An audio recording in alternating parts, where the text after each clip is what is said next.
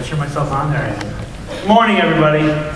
I'm Justin. I'm our youth pastor, and we have our Echo Middle Schoolers joining us this morning. They're in the back. Make some noise for me, Echo. So if you're wondering why the peanut gallery's back there, now they're all taking notes for Echo Cup points. The Echo Cup is worth everything. I don't think you take it nearly seriously enough. It's very important. Thanks to everybody who came to one of the Echo Parent Summits. That was great. We gave your Echo student 20,000 Echo Cups for you attending the Echo Parent Summit, which is pretty awesome.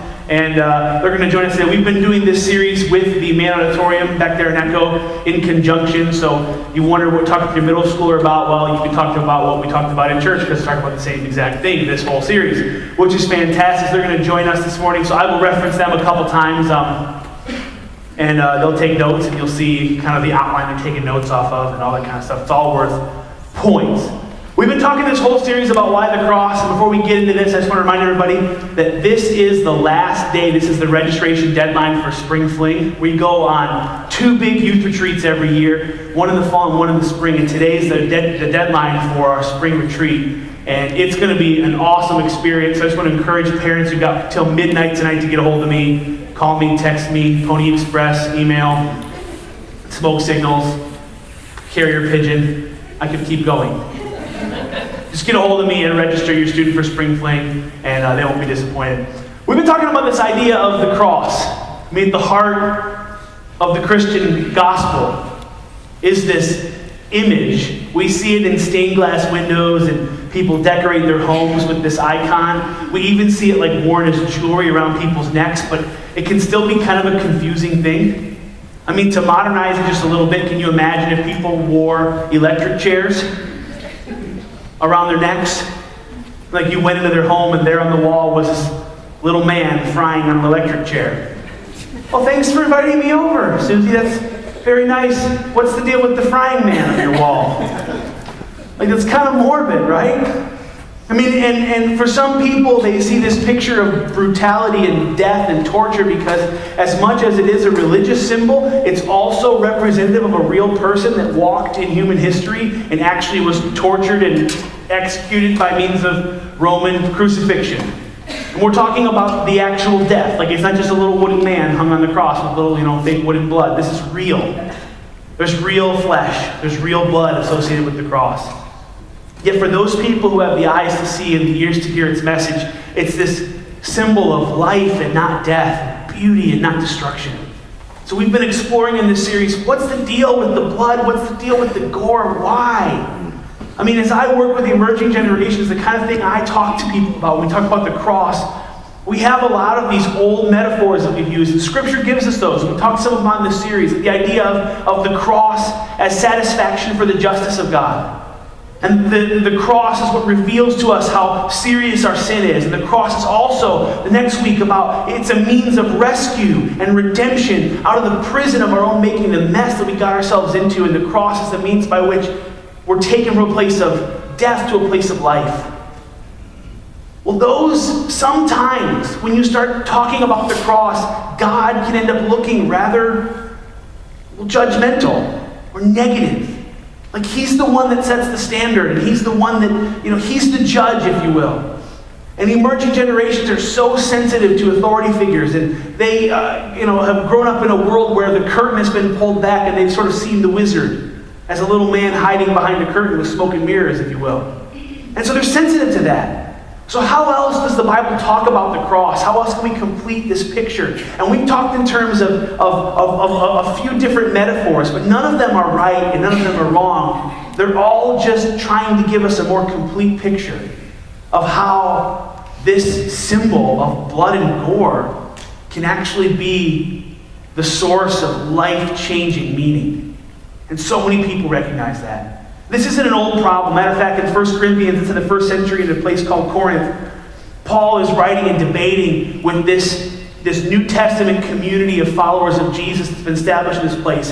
And he writes this, starting in verse 18. It says, "For the message of the cross is foolishness to those who are perishing, but to us who are being saved, it is the power of God. For it's written, I will destroy the wisdom of the wise, the intelligence of the intelligent I will frustrate. Where is the wise man?